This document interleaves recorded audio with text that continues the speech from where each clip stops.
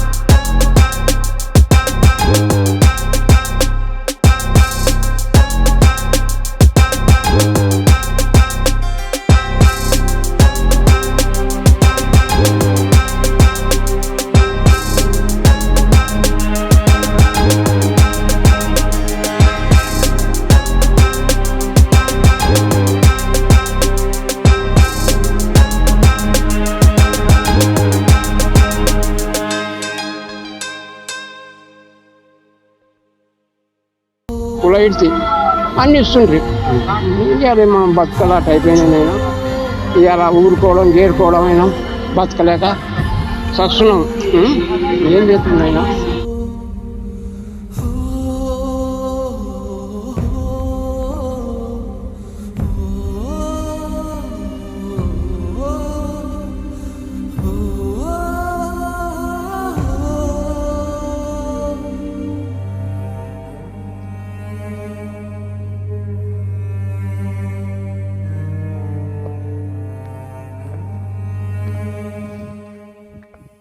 రోజుల్లో ఒక ప్రాజెక్టు పోతే వాళ్ళకి ఎంత ఉపాధి కల్పిస్తున్నారు అనేది ఈ రోజు మీడియా సాక్ష్యం మీకు కూడా తెలుసు.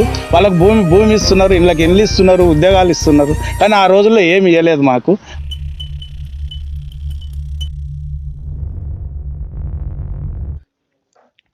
ఇప్పుడు ఎక్కడ వినపడని కనపడని ఆ ఊరే కూడవెల్లి. ఒకప్పుడు కృష్ణా తుంగభద్రల సంగమ ప్రాంత సమీపాన ఈ గ్రామం ఉండేది. ఈ గ్రామానికి సమీపంలో గొందిమల్ల, ఉప్లపాడు గ్రామాలు ఉండేవి.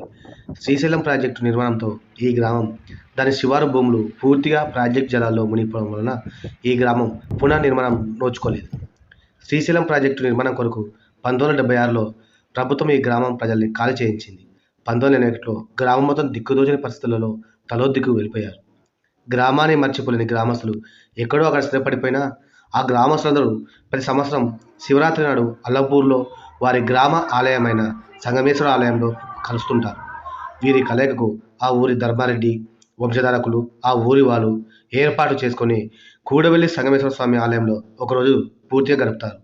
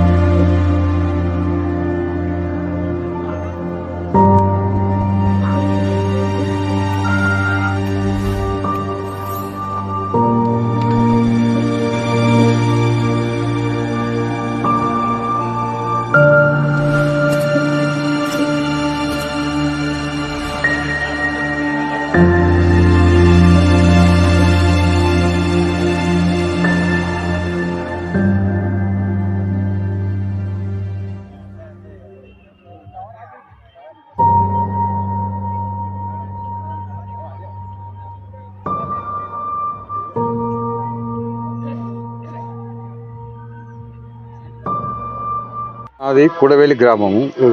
శ్రీశైలం ప్రాజెక్టులో 1975-74 అవార్డు చేసి డబ్బులు ఇచ్చినారు. ఆ డబ్బులలో జనం పాపము ఎక్కడ మళ్ళీ చెట్లు కానీ కొనుక్కోలేకపోయినారు పొలాలు. మునిగిపోతాయా పొలాలు ఎప్పుడు పోతలే అనుకున్నారు, కానీ చాలా మోసపోయినారు. అన్ఎక్స్పెక్టెడ్గా 1981లో అందరినీ ఊరు విడిచిపెట్టాల్సిందే అని వచ్చినారు. అప్పుడు ఒక్కొక్కరి కళ్ళల్లో నీళ్ళు చూడాలి. అప్పుడు అనే బాధను ఇంకా ఎవరు చూడలేరు. అట్లా దిగజారిపోయినారు. ఒక్క ఊర్లో ప్రతి ఊరు ప్రజలను సాకే ఊరు 72 గ్రామాలకు పోయి వలస బతుకుతున్నారు. ఓనికోడు తోడు లేక నీడ లేక. ఇంకా ఏదో మన ప్రయత్నం కొలది ఆ ఎన్హాన్స్మెంట్ డబ్బులు తెప్పియడం జరిగింది, కొంత ధైర్యం వచ్చింది.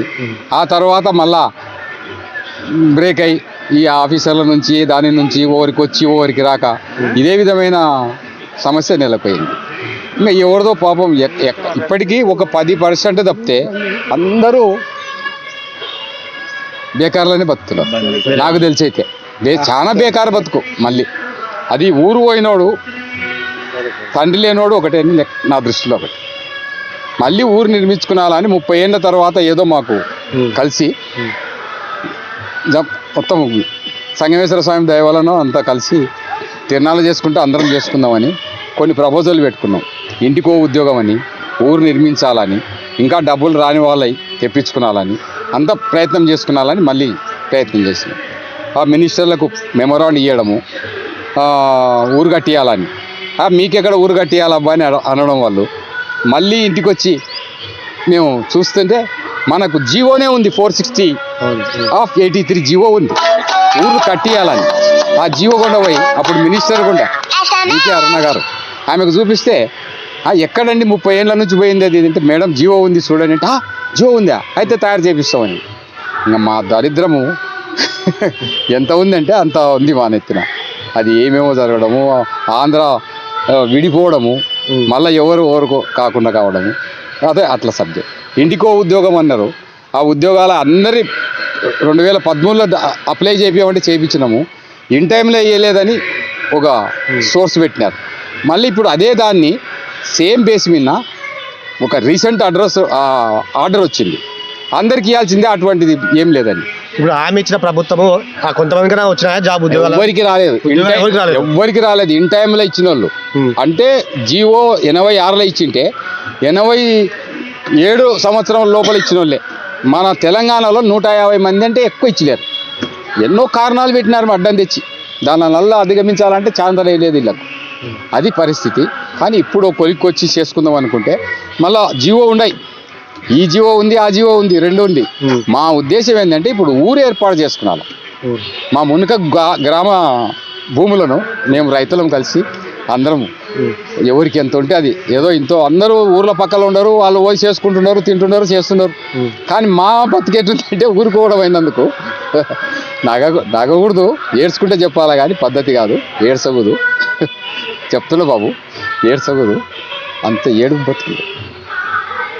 ఇంకా నేను ఏడ్చాలంటే ఇప్పుడు వస్తుంది ఏడుపు. ఎంత హీనమైన బతుకంటే నా కుటుంబానికంటే నా ఊరిని ఎక్కువ నేను హృదయలో పెట్టుకొని చేస్తున్నా. ఇప్పుడు నన్ను తిట్టినోళ్ళు అందరూ ఉంటారు, కానీ అందరూ నాకు కావాలి. నా ఊరు బాగుపడాలి, నేను వెళ్ళిపోయేతాలకు ఊరు బాగుపడాలనుకుంటే జీవో దొరికింది. ఆ జీవోతో మళ్ళీ ఇప్పుడన్నా ప్రయత్నం చేసుకున్నాలని అందరం ఒక కమిటీగా ఏర్పడి సమితిగా పొలాలు గుత్తలకేసి వాళ్ళకు పురమో వస్తే ఇప్పించుకుంటా. మళ్ళీ ఈ 3 కార్యక్రమాలు ఉన్నాయి నా మీద నేను చేసినది. ఉద్యోగాన్ని, ఊరు కట్టేయడము, తర్వాత డబ్బులు రాలే చాలా మందికి. ఆ 3 చేసే బాధ్యత నాకుంది. నేను వెళ్ళిపోతాలకు ఆ పనులు చేపియాలని దేవుని మనసారా కోరుతుంది. ఖచ్చితంగా నీ అనుకునే పని జరుగుతుంది. మేము కూడా రావాలని కోరుకుంటున్నాం. గార్గీపురంలో ఉంటాం ప్రజెంట్గా. నా పేరు రామచంద్రారెడ్డి. అయితే కూడవెల్లి విషయంలో మ్యాక్సిమం కష్టపడింది గోపాలరెడ్డి మొట్టమొదటి నుంచి. ఒకపారి ఎందుకంటే తిమ్మారెడ్డిని ఒక అడ్వకేట్ వస్తే అంతకుముందే ఈయన ఆల్రెడీ ఇన్ ఫేస్లో పైరేజ్ చేస్తున్నాడు. పైరేజ్ చేసేటప్పుడు మా నాన్న దగ్గరికి వచ్చారు. ఇంటికి ఊరికి పెద్ద మనుషులు ఎవరు, శివారెడ్డి, నారాయణ, వాళ్ళిద్దరి మాట ఎవరు తీసేయరు.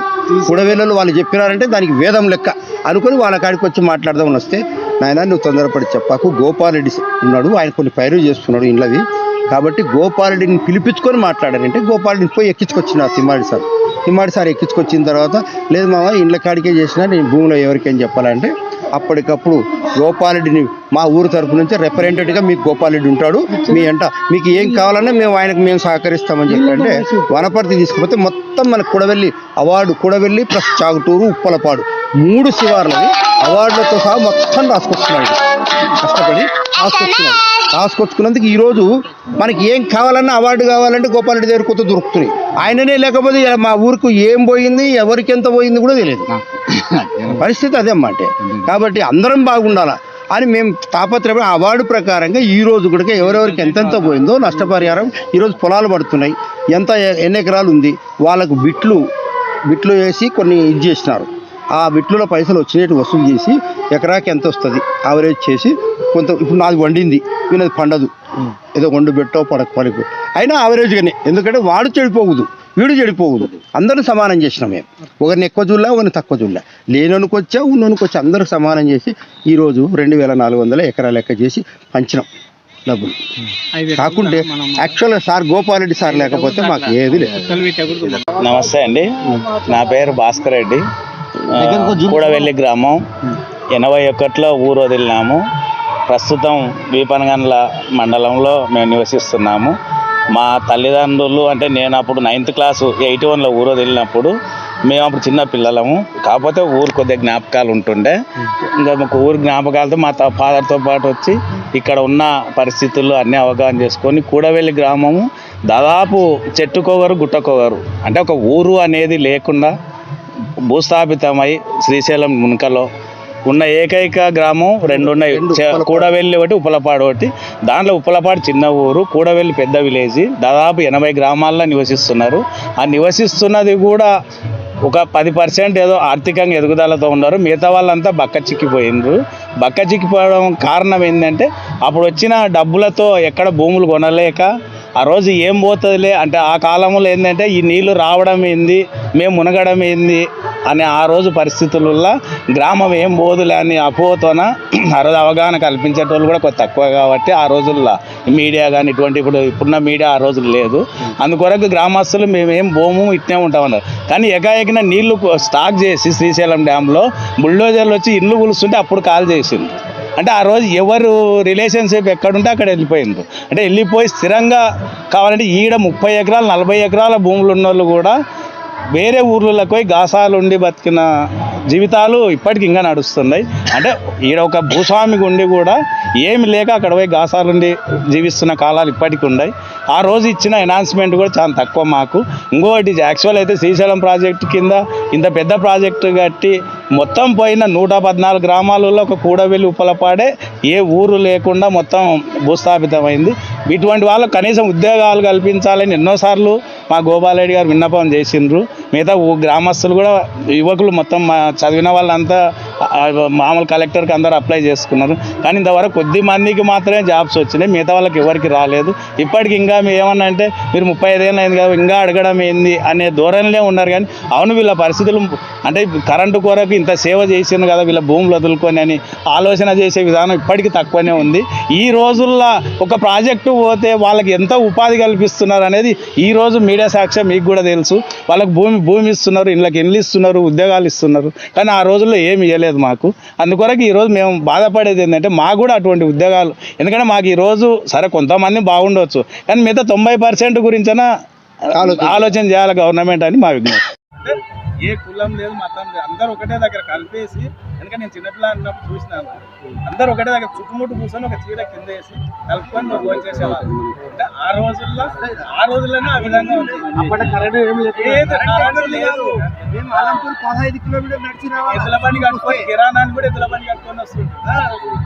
ఒక డాక్టర్ కాడికి పోవాలంటే అనంతపురికి రావాలంటే 15 ఎద్దుల బండి కట్టుకున్నా పోవాలి.